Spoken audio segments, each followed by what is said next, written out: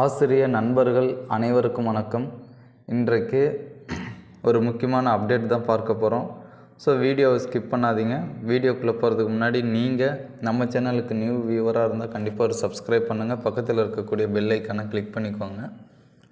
TRP நேற்று ஒரு exam notification release பண்ணியிருந்தாங்க.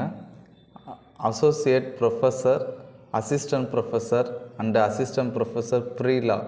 ஸோ இந்த எக்ஸாமுக்கான நோட்டிஃபிகேஷனை நேற்று ரிலீஸ் பண்ணாங்க. ஸோ அதனுடைய qualification, age, exam application date, last date, so எப்படி ஃபில் பண்ணுறது, ஸோ எல்லா டீட்டெயிலையும் இந்த வீடியோவில் ஒன் பை ஒன்னாக பார்க்கலாம். ஸோ ஃபஸ்ட்டு பார்த்திங்க அப்படின்னா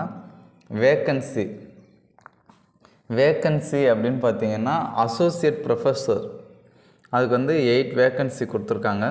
அடுத்தது assistant professor 64 vacancy, assistant professor pre law 60 vacancy கொடுத்துருக்காங்க. டோட்டலாக 132 கொடுத்துருக்காங்க. ஓகேங்களா? அது ப்ளஸ்ஸும் ஆகலாம் இல்லை மைனஸும் ஆகலாம்.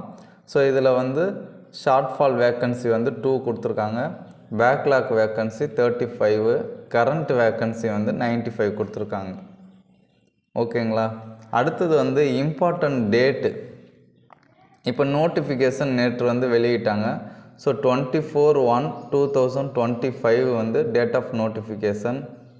அடுத்து online mode 31/1/2025. Last date 3/3/2025. Date of examination 11/5/2025. இப்போ எக்ஸாம் அப்ளை பண்ணக்கூடிய டேட் ஸ்டார்டிங் டேட் பார்த்திங்கன்னா 31/1/2025. கடைசி நாள் பார்த்திங்கன்னா 3/3/2025. எக்ஸாம் இது டென்டேட்டிவாக தான் கொடுத்துருக்காங்க. 11/5/2025. ஓகேங்களா? அடுத்தது இப்போ தான் வேக்கன்சி பார்த்தோம். அதாவது criminal law, labour law, property law, crime and so இது என்விரான்மெண்டல் லா, அட்மினிஸ்ட்ரேட்டிவ் லான்னு சொல்லி ஒவ்வொரு லாவுக்கும் எத்தனை வேக்கன்சி இருக்குது அப்படின்னு சொல்லி பிரித்து கொடுத்துருக்காங்க. ஓகேங்களா? அடுத்ததாக assistant professor, current vacancy. So இப்போ நம்ம பார்த்ததை அவங்க என்ன பண்ணியிருக்காங்க, அப்படியே பிரித்து சொல்லியிருக்காங்க. ரிசர்வேஷன் கொடுத்துருக்காங்க. 69% கம்யூனல் ரிசர்வேஷன் எப்பவும் போல் கவர்மெண்ட் ரூல் படி கொடுத்துருக்காங்க. 18% ஷெட்யூல்டு கேஸ்ட்டு.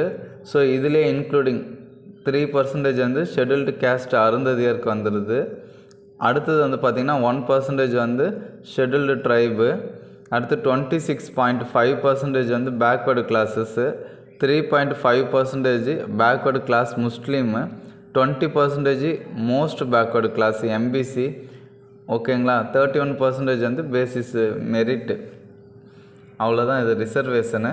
ஸோ அடுத்தது பார்த்திங்க அப்படின்னா உமனுக்கு ரிசர்வேஷன் கொடுத்துருக்காங்க. அடுத்தது பிஎஸ்டிஎம்க்கு reservation, differently abled person. So இவங்க எல்லாத்துக்குமே ரிசர்வேஷன் கோட்டா கொடுத்துருக்காங்க. ஓகேங்களா? ஸோ அடுத்ததாக நம்ம என்ன பார்க்க போகிறோம்னா குவாலிஃபிகேஷனில் ரொம்ப முக்கியமானது ஏஜ். இப்போ அசோசியேட் ப்ரொஃபஸருக்கு 45 இயர்ஸ் தான் லிமிட்டு. அதே மாதிரி assistant professor and assistant professor pre-lock 40 years. ஓகேங்களா? ஸோ இதில் யார் யாருக்கெல்லாம் முன்னுரிமை அப்படின்னு பார்த்தீங்கன்னா எக்ஸ் சர்வீஸ் மேனாக இருந்தால் 48 இயர் கொடுத்துருக்காங்க. அடுத்தது ரொம்ப முக்கியமானது, என்னென்ன டாக்குமெண்ட்டை அப்லோட் பண்ணணும். ஸோ இதிலே நமக்கு டிகிரி என்னென்ன டிகிரி இருக்குது அப்படின்றது தெரிஞ்சிடும். ஸோ என்னென்ன டாக்குமெண்ட்டு, என்ன சர்டிஃபிகேட் அப்லோட் பண்ணணுன்றதை பாருங்கள். First 10th mark sheet, 12th mark sheet, அடுத்தது diploma or its equivalent consolidated mark sheet, இல்லைன்னா ஆல் செமஸ்டர்ஸு. ஒன்று கன்சால்டேட் இருந்தால் அதை மட்டும் பண்ணால் போதும், இல்லைன்னா ஆல் செமஸ்டர் எல்லா செமஸ்டருடைய மார்க் ஷீட்டையும் நீங்கள் என்ன பண்ணணும், அப்லோட் பண்ணி ஆகணும். அடுத்தது diploma certificate or provisional certificate. ஒன்று டிப்ளமோ இருக்கணும், இல்லைன்னா ப்ரொவிஷ்னல் இருக்கணும். இது டிப்ளமோக்கு. யூஜிக்கும் அதே மாதிரி தான், கன்சால்டேட் மார்க் ஷீட்டு இல்லைன்னா all semester. Degree certificate or provisional certificate. அடுத்தது PG consolidated mark sheet of all semester. இப்போ சாரிப்பா என்ன சொல்லியிருக்காங்கன்னா consolidated mark sheet of all semester. Consolidated mark sheet மட்டும் இல்லை, அதுவும் இருக்கணும். அதோட எல்லா செமஸ்டரையும் நம்ம என்ன பண்ணணும், அப்லோட் பண்ணணும். நான் மாற்றி சொல்லிட்டேன், ஓகேங்களா? நீங்கள் எல்லாமே அப்லோட் பண்ணிவிடுங்க. அடுத்தது பிஹெச்டி டிகிரி இல்லைனா வைவா, இது 2 இருக்கணும். நெட்டு ஸ்லெட்டு செட்டு, இந்த சர்டிஃபிகேட்டை வந்து நம்ம என்ன பண்ணணும், இதில் ஏதாவது ஒரு சர்டிஃபிகேட் வந்து நம்ம அப்லோட் பண்ணணும்.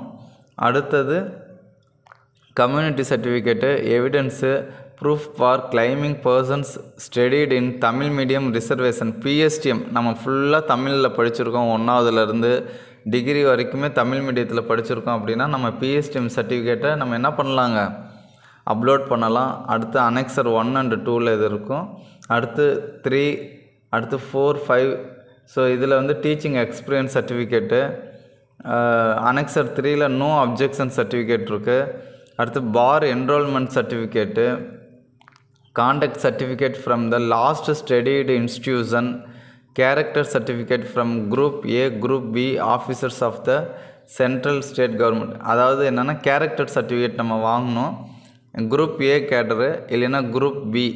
ஸோ இவங்கள்ட்ட தான் நம்ம அதை வாங்கணும். டிரான்ஸ்ஜெண்டர் ஐடி கார்டு, நமக்கு டிரான்ஸ்ஜெண்டராக இருந்தால் ஐடி கார்டு வேணும். அடுத்து differently abled person certificate, ex-servicemen certificate, last வந்து விடோ சர்டிஃபிகேட். ஸோ இதை அப்லோட் பண்ணால் போதும். அடுத்தது வந்து கம்யூனிட்டி சர்டிஃபிகேட்டு. ஸோ கம்யூனிட்டி நம்ம எல்லாருமே வச்சுருப்போம். ஸோ அந்த சர்டிஃபிகேட் அப்லோட் பண்ணிவிடுங்க. அடுத்து பிஎஸ்டிஎம் சர்டிஃபிகேட்டு. இப்போ நம்ம எல்லோரும் பார்த்தது தான் திரும்பவும் அவங்க வந்திருக்கு, ஓகேங்களா? ஸோ இந்த சர்டிஃபிகேட்லாம் அப்லோட் பண்ணிக்கோங்க. அடுத்தது மார்க்கு, எக்ஸாம் ஃபீஸ் வந்து பார்த்திங்க அப்படின்னா பேசிக்காக வந்து 600 ரூபி ஓவராலாக எல்லாருக்குமே. அதில் யார் யாருக்கெல்லாம் விலக்கு கொடுக்குறாங்க, அதாவது எக்ஸப்ட் இவங்கள தவிர அப்படின்னு பார்த்தீங்கன்னா SC, SCA, ST, differently abled person, இவங்களுக்கு எல்லாத்துக்கும் வந்து பார்த்திங்கன்னா ஃபீஸ் வந்து 300 ரூபி தான், ஓகேங்களா? ஸோ அடுத்ததாக வந்து பார்த்திங்கன்னா இதில் வந்து எல்லாருமே இப்போ தமிழ் லாங்குவேஜ் எலிஜிபிலிட்டி டெஸ்ட் எழுதணும். ஸோ இந்த எலிஜிபிலிட்டி டெஸ்ட்டில் நீங்கள் பாஸ் ஆனால் தான் உங்களுடைய பேப்பர் வேல்யூவேஷன் எடுத்துக்குவாங்க அப்படின்றது உங்களுக்கு நல்லா தெரியும். ஸோ இப்போ இந்த எக்ஸாமில் தமிழில் வந்து 30 கொஸ்டின் கொடுக்க போகிறாங்க. அந்த 30 கொஸ்டினில் டியூரேஷன் ஆஃப் டெஸ்ட் வந்து 30 மினிட்ஸு, டோட்டல் மார்க் வந்து 50 மார்க்ஸு. ஸோ இதில் நீங்கள் மினிமம் எவ்வளோ எடுத்தால் குவாலிஃபை அப்படின்னு பார்த்தீங்கன்னா 20 மார்க். 40% நீங்கள் எடுத்துட்டீங்க அப்படின்னா நீங்கள் கண்டிப்பாக என்ன ஆகிடுறீங்க, குவாலிஃபை ஆகிடுறீங்க. அடுத்தது உங்களுடைய மெயின் பேப்பர் வந்து வேல்யூவேஷன் ஆகும். இப்போ இதில் வந்து பார்த்திங்கன்னா அசோசியேட் ப்ரொஃபஸர் லா, அடுத்தது assistant professor law, assistant professor pre law. So இது எல்லாத்தையுமே வந்து நம்பர் ஆஃப் கொஸ்டின்ஸ் வந்து பார்த்திங்கன்னா 175. எத்தனை மணி நேரம் அப்படின்னு பார்த்திங்கன்னா டியூரேஷன் ஆஃப் எக்ஸாமினேஷன் வந்து 3 ஹவர்ஸு, மேக்ஸிமம் மார்க்கு 175, ஓகேங்களா? 175. ஸோ இதில் வந்து மினிமம் குவாலிஃபை மார்க் வந்து பார்த்திங்க அப்படின்னா BC, BCM, MBC, DNC, SC, SC, AST. So எல்லாருக்கும் வந்து 61 மார்க்கு, 35% எடுத்தால் போதும். ஜென்ரல் கேட்டகரியாக இருந்தால் 45% எடுக்கணும், ஓகேங்களா? இதுவே வந்து அசிஸ்டன்ட் ப்ரொஃபஸர் ப்ரீ லாக்கு வந்து பார்த்திங்க அப்படின்னா 52 மார்க் எடுக்கணும். BC, BCM, MBC, SC, SCA, எஸ்டிக்கு. ஜென்ரல் கேட்டகரியாக இருந்தால் 40% எடுத்தால் போதும், அதாவது 70 மார்க் எடுத்தால் போதும், ஓகேங்களா? ஸோ அவ்வளோதாங்க டீட்டெயிலு. நீங்கள் எக்ஸாமுக்கு ப்ரிப்பேர் பண்ணுறீங்கன்னா நல்லா ப்ரிப்பேர் பண்ணுங்கள், இந்த வாய்ப்பை மிஸ் பண்ணாதீங்க. All the best. Thanks for வாட்சிங். Thank you to all.